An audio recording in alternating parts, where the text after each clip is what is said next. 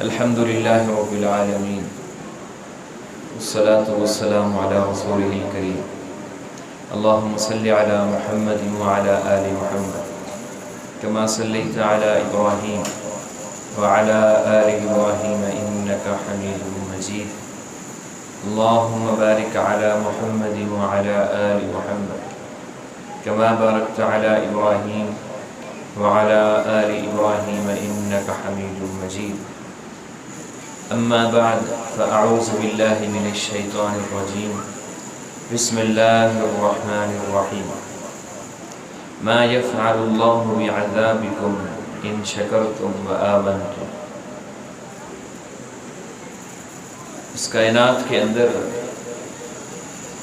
انسان کے ساتھ اللہ سے بڑھ کر محبت کرنے والا کوئی نہیں، اور اس نے اپنی ایک صفت رحمان رکھی ہے، اس نے اپنی ایک صفت الرحیم رکھی ہے۔ اس کی رحمان کی صفت کے اندر اس کی جو رحمت ہے وہ ہر انسان کے لیے ہے، وہ انسان اچھا ہو یا برا ہو، وہ انسان کافر ہو یا مسلمان ہو، یہ اس کی جو صفت رحمان ہے اس کی رحمت کا نتیجہ ہے کہ انسان دن رات گناہ کرتا ہے لیکن اللہ رب العزت رزق بند نہیں کرتے۔ اللہ رب العزت اپنی نعمتیں نہیں انسان سے چھینتے، اور اللہ رب العزت نے اپنے عرش کے اوپر ایک جملہ لکھا ہوا ہے، ان رحمتی غلبت علی غضبی، میری رحمت میرے غصے کے اوپر غالب ہے۔ اللہ رب العزت ہمیشہ اپنی رحمت کرتے ہیں لیکن غصہ ہمیشہ نہیں کرتے۔ یہ اللہ رب العزت کی انسانوں کے اوپر بہت بڑی مہربانی ہے کہ وہ ہمیشہ غصہ نہیں کرتا، وگرنہ انسان اللہ کے غضب کو ایک سیکنڈ کے لیے برداشت نہیں کر سکتا۔ ابھی چند دنوں پہلے اللہ رب العزت نے زمین کو ہلایا تھا تھوڑی دیر کے لیے۔ انسان اپنی ساری زندگی کی جمع پونجی چھوڑ کر سڑکوں پہ نکل آیا کہ میری جان بچے، حالانکہ موت سے بچ نہیں سکتا۔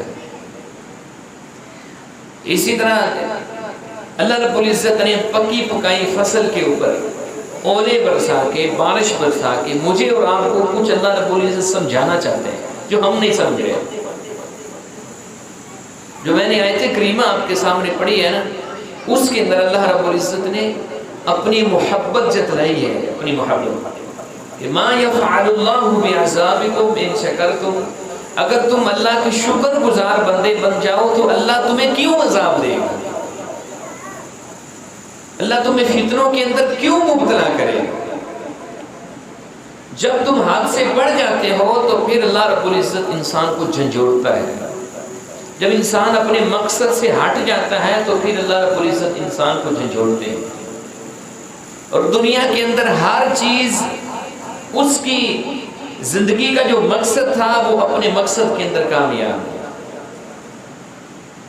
ہر چیز کی زندگی کا مقصد کیا ہے؟ وَالَّذِي خَلَقَ لَكُم مَّا فِي الْأَرْضِ جَمِيعًا، اللہ رب العزت نے زمین کے اندر جو بھی چیز پیدا کی ہے وہ تمہارے لیے پیدا کی۔ وَسَخَّرَ لَكُم مَّا فِي السَّمَاوَاتِ وَالْأَرْضِ، زمین کے اندر جو بھی چیز ہے اللہ رب العزت نے اس کو انسان کے لیے مسخر کر دیا۔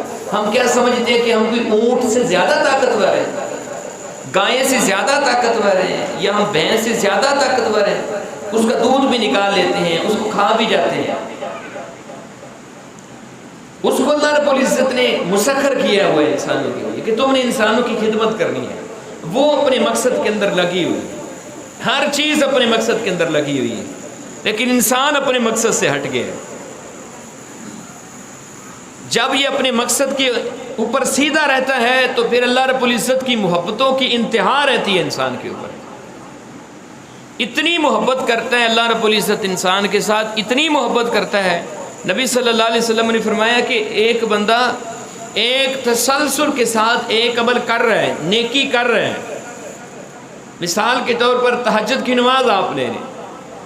تہجد کی نماز وہ ایک تسلسل کے ساتھ پڑھ رہے ہیں اور رات کو وہ نیت کر کے سو جاتے ہیں، لیکن ایک رات کبھی کبھار اس کو نیند سے وہ بیدار نہیں ہو سکتا.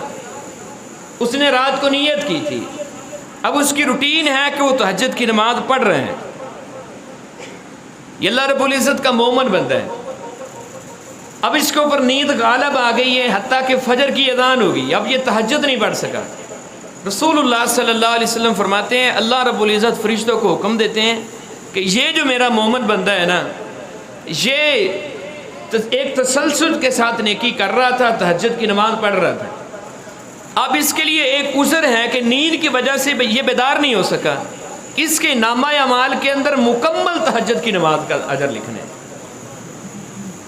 اور ساتھ اللہ رب العزت فرشتوں کو حکم دیتے ہیں کہ یہ جو ساری رات سویا رہا ہے نا، یہ ساری رات کا سونا اس کے نامہ اعمال کے اندر تم نے صدقہ لکھ دینا. یہ مومن بندے کے ساتھ اللہ رب العزت کو محبت ہے. اللہ رب العزت چاہتے ہیں کہ میرا بندہ کچھ نہ کچھ کر کے دکھائے. صحیح انسان تھوڑے بھی عمل کرے نا، لیکن اگر وہ اپنے مقصد کے اندر سیدھا رہتا ہے تو اللہ تھوڑے عمل کی وجہ سے اس کے گناہوں کو معاف کر دیتا ہے. تھوڑے عمل کی وجہ سے. پورے دین اسلام کا خلاصہ جو ہے وہ یہ ہے. نبی صلی اللہ علیہ وسلم کے پاس ایک شخص ہے، اس نے کہا اللہ کے رسول میرے لیے فرائض مجھے بتا دیں. فرائض کے بارے میں اس نے سوال کیا، اللہ کے رسول نمازیں کتنی فرض ہیں؟ آپ نے فرمایا 5 فرض ہیں، زیادہ کرو گے نوافل ادا کرو گے تو تمہارے لیے فائدہ مند. اس نے کہا اللہ کے رسول روزے؟ آپ نے فرمایا 30 فرض ہیں. اللہ کے رسول کچھ اور؟ آپ نے فرمایا زیادہ نوافل پڑھو، نفلی روزے رکھو گے تو تمہارے لیے فائدہ مند. یعنی اسلام کے جو ارکان تھے اس کے بارے میں اس نے سوال کیا. ہر دفعہ یہی کہتا رہا کچھ اور بھی میرے اوپر فرض ہے. آپ نے فرمایا نہیں، لیکن اگر تو نوافل کرے گا، نفل پڑھے گا، نفلی صدقہ کرے گا، نفلی روزے رکھے گا، نفلی نمازیں پڑھے گا تو تیرے لیے فائدہ مند. فرضی میں چھوڑتا نہیں ہوں تو نفلی مجھ سے ہونے نہیں، بس اتنا ہی میں کر سکتا ہوں. اب وہ جا رہا تھا تو آپ صلی اللہ علیہ وسلم نے فرمایا کہ جس نے جنتی شخص کو دیکھنا ہے نا وہ اس کو دیکھ لے. یہ اللہ رب العزت کے حقوق ہیں. اور اس کے ساتھ ساتھ اللہ رب العزت کی ڈیمانڈ ہے کہ جب تم کل قیامت والے دن اللہ کے دربار کے اندر کھڑے ہو، کوئی تمہارے بارے میں یہ نہ کہہ سکے کہ یا اللہ میں نے اس سے اپنا حق لینا ہے. یہ دین اسلام کا خلاصہ ہے. جس کی زندگی کے اندر یہ انصاف آ جاتا ہے، ظلم سے اس کی زندگی پاک ہے اور اللہ رب العزت کے حقوق کو پورا کرنے والا ہے، اللہ رب العزت اس شخص کو ضرور جنت کے اندر داخل کریں گے. نبی صلی اللہ علیہ وسلم نے یہ جو حدیث بیان کی ہے نا، ایک لمبی حدیث ہے، جس کے دل کے اندر رائی کے دانے کے برابر ایمان ہے اس کو بھی جہنم سے نکالا جائے گا. جس کے دل کے اندر ذرے کے برابر بھی ایمان ہے اس کو بھی جہنم سے نکالا جائے گا. پھر بھی اللہ کے پیغمبر صلی اللہ علیہ وسلم اللہ کے عرش کے نیچے سجدہ ریز ہوں گے اور اللہ کے پیغمبر کہیں گے کہ یا اللہ میری امت ابھی بھی کچھ جہنم کے اندر ہے. اس وقت اللہ رب العزت کہیں گے کہ جس کے ماتھے کے اوپر سجدے کے نشان ہے نا ان کو بھی جہنم سے نکال دو. یعنی نمازیں ادا کرنے والا ہے. اب ایک شخص صرف رمضان کا نمازی ہے، صرف رمضان کے اندر مسجد کے اندر آتا ہے، اس نے اپنا ماتھا اللہ کے سامنے ٹیکا ہی نہیں ہے، وہ نشان بنایا ہی نہیں ہے جس کی وجہ سے اس کو جہنم سے نکالا جائے گا. یہ ایمان والوں میں سے سب سے آخری ایمان والوں کا گروہ ہے جس کو جہنم سے نکالا جائے گا. اس کے بعد جو بھی لوگ جہنم کے اندر ہوں گے وہ ہمیشہ ہمیشہ کے لیے جہنمی ہیں. اب جس کی زندگی کے اندر ایمان نماز نہیں ہے، وہ نشانی نہیں ہے جس کی وجہ سے اس کو جہنم سے نکالا جائے گا، پھر جہنم سے چھٹکارا کیسے ملے گا؟ اللہ رب العزت کی محبت کا یہ انداز ہے کہ ہمارے اوپر جو فرض اللہ رب العزت نے نمازیں رکھی ہے نا، فرض نمازیں 24 گھنٹوں میں سے ان کی رکعات 17 بنتی ہے، صرف 17 رکعت. باقی سنتیں موقدہ ہیں، اس کے اوپر نبی صلی اللہ علیہ وسلم نے ہمیشگی اختیار کی ہے. پڑھے گا تو ان کے فوائد ہیں، لیکن جو فرض ہے وہ صرف 17 رکھتے ہیں۔ اور اگر انسان سنت موقدہ بھی ساتھ ادا کریں تو 24 گھنٹوں میں سے صرف 3 گھنٹے انسان اللہ رب العزت کو دے لے تو انسان اللہ رب العزت کے نے جو انسان کے اوپر نمازیں فرض کیا نا وہ ساری کی ساری ادا ہو جاتی ہیں۔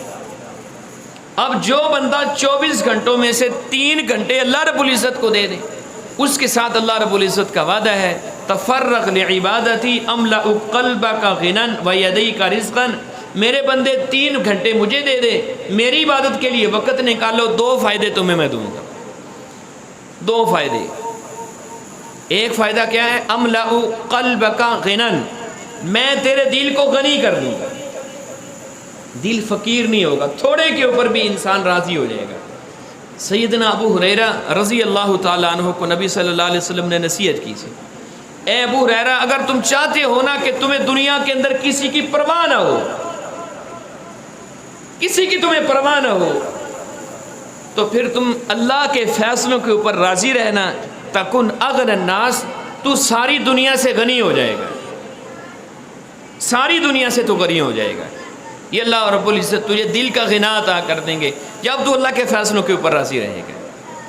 تو یہاں اللہ رب العزت نے کہا کہ میری عبادت کے لیے وقت نکالو، پہلا فائدہ کیا دوں گا؟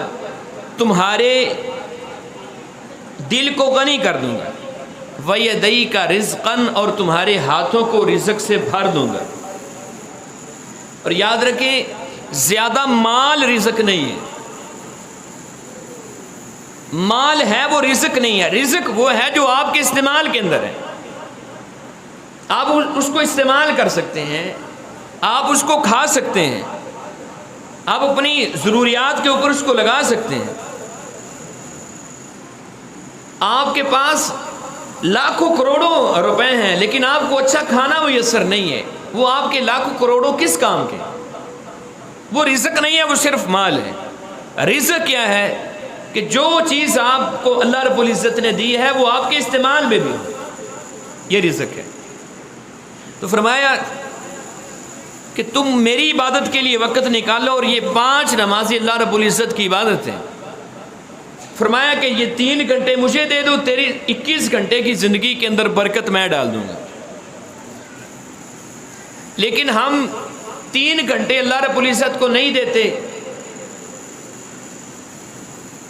اس کے بدلے میں 24 گھنٹے پریشان رہتے ہیں۔ اور حدیث کے اگلے الفاظ کیا ہیں؟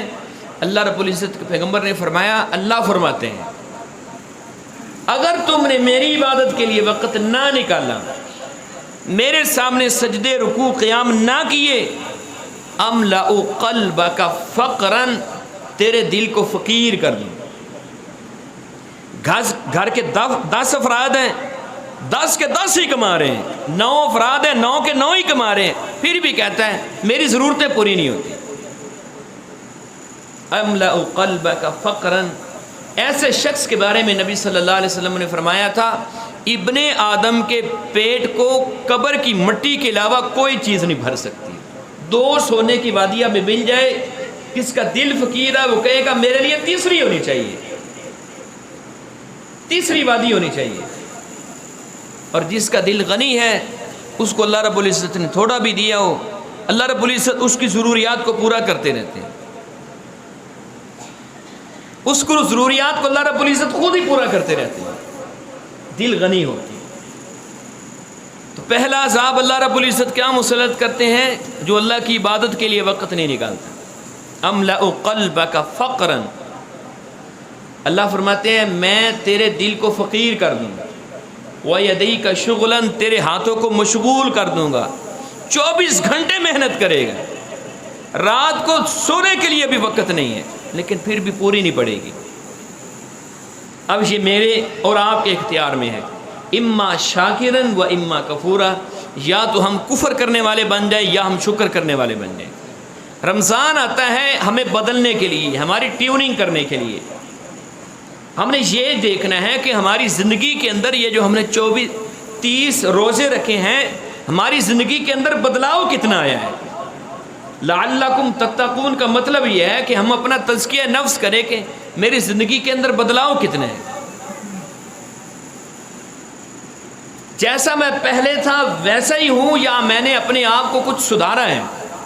اگر تو سدھارا ہے تو پھر الحمدللہ پڑھنا چاہیے، اگر نہیں سدھارا تو پھر اپنی فکر کرنی چاہیے۔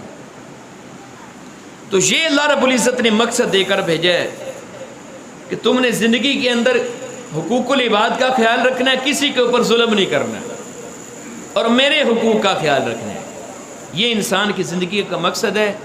جو اس مقصد کے اندر کامیاب ہو جاتا ہے، اللہ رب العزت اس کے ساتھ اتنی محبت کرتے ہیں، اتنی محبت کرتے ہیں کہ انسان سوچ بھی نہیں سکتا ہے۔ اور اس کی محبت کی مثال میں نے آپ کے سامنے رکھی ابھی، کہ کبھی وہ عمل چھوڑ بھی دے لیکن اس کے اوپر اس کا دمام ہے، کسی شرعی عذر کی بنیاد کے اوپر وہ عمل نہیں بھی کر رہا تو اللہ رب العزت اس کو پورا اجر عطا کرتے ہیں، پورا اجر عطا کرتے ہیں۔ تو میرے بھائیوں، یہ آج ہم نے دیکھنا ہے، آج کے درس کے اندر یہ جو رمضان ہمیں ہماری ٹیوننگ کرنے کے لیے آیا تھا، ہمیں بدلنے کے لیے آیا تھا، ہم کتنا بدلے ہیں، نیکی کے اندر ہم کتنا آگے بڑھے ہیں۔ ہمارے بھائی جو اعتکاف بیٹھے ہوئے، اللہ رب العزت آپ کی محنتوں کو قبول فرمائے، اللہ رب العزت آپ کی دن رات کی باتوں کو قبول و منظور فرمائے۔ لیکن ہم نے کچھ لوگ ایسے بھی دیکھے ہیں اعتکاف بیٹھے ہوئے ہیں، اعتکاف جب ختم ہوا ہے مغرب کی نماز کے وقت اور اس کے بعد عشاء کی نماز کی نصیب نہیں ہو سکی، اعتکاف کس کام کا؟ نبی صلی اللہ علیہ وسلم نے فرمایا احب الاعمال الی اللہ ادومها، اللہ رب العزت کے ہاں وہ اعمال زیادہ محبوب ہیں جن کے اوپر انسان ہمیشگی اختیار کرتا ہے، دوام ہو انسان کا، اگرچہ وہ تھوڑا ہی کیوں نہ ہو، اگرچہ وہ تھوڑا ہی کیوں نہ ہو۔ اللہ رب العزت پھر انسان سے اتنی محبت کرنے لگ جاتا ہے جب یہ مومن بن جاتا ہے۔ رات کا آخری پہر ہے، اللہ رب العزت انسان کی محبت کے اندر اپنا عرش چھوڑ دیتے ہیں، اللہ اپنا عرش چھوڑ دیتے ہیں۔ یہ کوئی چھوٹی بات ہے، یہ چھوٹی بات نہیں۔ اللہ اپنا عرش چھوڑ کر تمہاری دعاؤں کو سننے کے لیے، تمہاری حاجتوں کو پورا کرنے کے لیے، تمہیں شفائیں دینے کے لیے اپنا عرش چھوڑ کر آسمان دنیا پر آ جاتے ہیں، اور پھر اللہ رب العزت آواز لگاتے ہیں، ہے کوئی مجھ سے معافی مانگنے والا جس کو میں معاف کروں؟ ہے کوئی مجھ سے شفائیں طلب کرنے والا میں اس کو شفائیں عطا کروں؟ یہ اللہ رب العزت کی محبت کے انداز ہے۔ اللہ رب العزت نے قرآن مجید کے اندر مومن بندوں کو کہا ہے، مومن بندوں کو فَاذْكُرُونِي أَذْكُرْكُمْ، تم مجھے یاد کرو میں تمہیں یاد کروں گا۔ آپ اس جملے کی مٹھاس کو محسوس کریں کہ خالق کہہ رہا ہے کہ مجھے یاد کرو میں تمہیں یاد کروں گا۔ یا کسی کوئی وڈیرا اپنے کسی ڈیرے کے اندر میرا اچھے الفاظ کے اندر تذکرہ کر لینا تو میرے پاؤں زمین پہ نہیں لگتے، تو وہ تو عرش کا مالک ہے، وہ کہہ رہا ہے مجھے یاد کرو میں تمہیں یاد کروں گا۔ اچھا اللہ کیسے یاد کریں گے؟ اللہ رب العزت نے فرمایا اگر تو مجھے اپنے دل میں یاد کرے گا میں تمہیں اپنے دل میں یاد کروں گا، اگر تو مجھے کسی مجلس کے اندر یاد کرے گا تو میں تمہیں ایسی مجلس کے اندر یاد کروں گا جو اس سے بہتر مجلس ہوگی۔ وہ بہتر مجلس کون سی ہے؟ وہ فرشتوں کی مجلس ہے، وہ فرشتوں کی مجلس ہے، اور فرشتوں کی مجلس کے اندر اللہ رب العزت انسان کا ذکر کرتا ہے۔ جب انسان اللہ کے ذکر کے اندر لگ جاتا ہے اور پھر اللہ رب العزت فرشتوں کے درمیان فخر کرتا ہے، فخر کرتا ہے اللہ رب العزت فرشتوں کے درمیان۔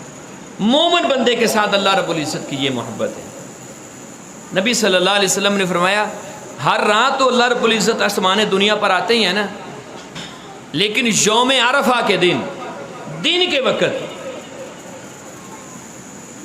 جب کئی کروڑوں کا مجمع جو ہے وہ اللہ کے گھر کا طواف کر رہے ہیں، احرام انہوں نے پہنا ہوا ہے، وہ دنیا کے جس کونے سے بھی آیا ہو، جس کونے سے بھی آیا ہو، اللہ رب العزت جھانکتے ہیں۔ دن کے وقت اللہ اپنا عرش چھوڑ کر ان حاجیوں کو دیکھنے کے لیے اللہ آسمان دنیا پر آ جاتا ہے۔ اللہ رب العزت پھر جھانکتے ہیں زمین کے اوپر اور اللہ ان حاجیوں کو دیکھتے ہیں اور فرشتوں کے اندر فخر محسوس کرتے ہیں، یہ وہ میرے بندے تھے جن کے بارے میں تم نے کہا تھا کہ خون ریزیاں بھی کریں گے، قتل و غارت کریں گے، فتنہ فساد کریں گے۔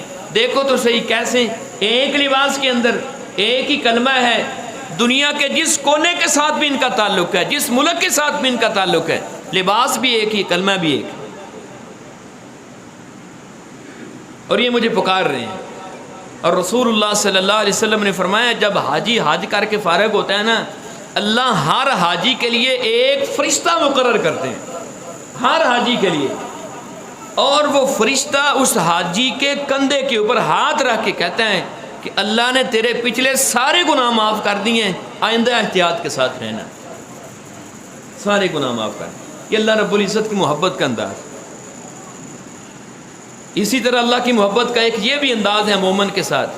نبی صلی اللہ علیہ وسلم نے فرمایا فرشتے آتے ہیں زمین کے اوپر اور وہ تلاش کرتے ہیں کسی ایسی مجلسوں کو جہاں پہ اللہ رب العزت کا ذکر ہو رہا، پھر وہاں پہ بیٹھ جاتے ہیں، پھر وہ واپس چلے جاتے ہیں۔ اچھا، اللہ جانتے ہیں کہ نہیں جانتے کہ میرے بندے زمین کے اوپر کیا کر رہے ہیں؟ جانتے ہیں نا اللہ رب العزت میرے بندے کیا کر رہے ہیں، لیکن اللہ رب العزت پھر بھی فرشتوں کی زبان سے سنتے ہیں کہ مجھے بتاؤ کہ میرے بندوں کو کیسی حالت میں واقع ہیں۔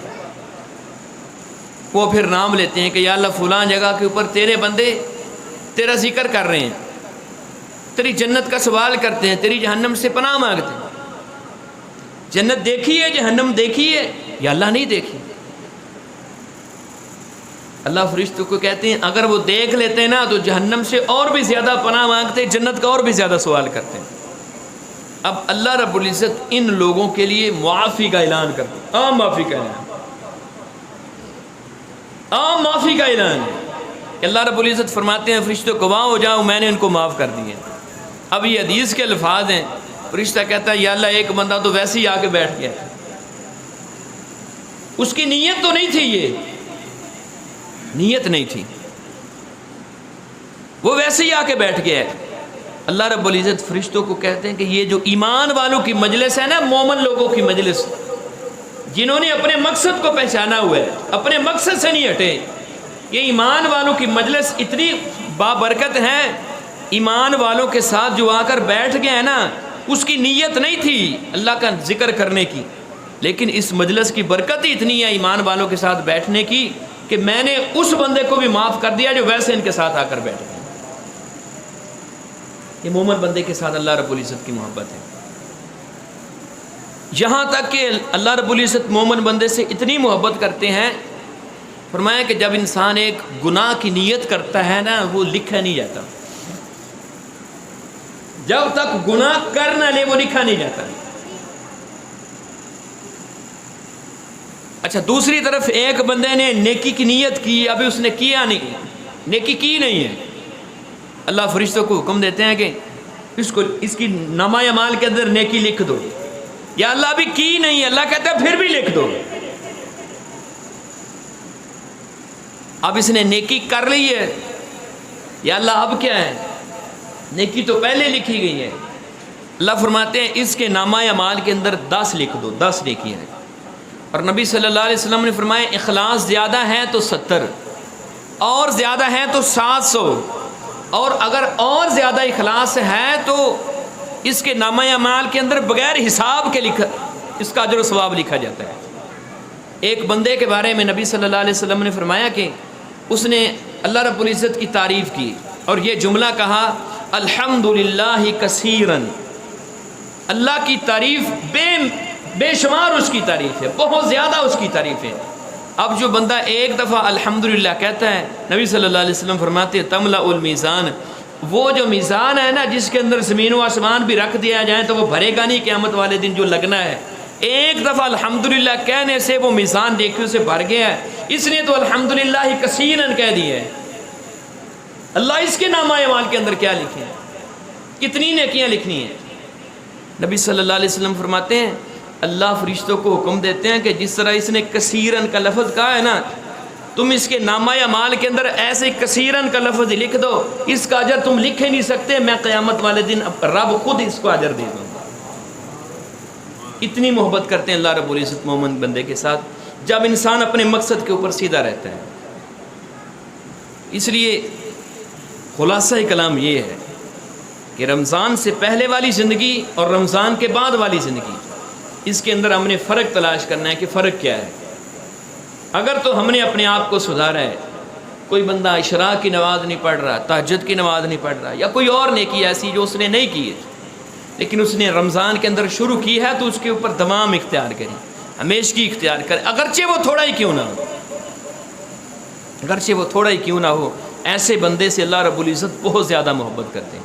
اللہ رب العزت سے دعا ہے کہ اللہ ہمیں اپنے پیاروں کے اندر شامل کر لے، اللہ ہمیں اپنے غضب سے محفوظ فرمائے، اللہ ہمیشہ ہمارے اوپر راضی رہے، اللہ جب تک زندہ رکھے اسلام پہ زندہ رکھے، اللہ ہمارا خاتمہ ایمان پہ کرے، ہمارا خاتمہ اسلام پہ کرے۔ وآخر دعوانا الحمدللہ رب العالمین۔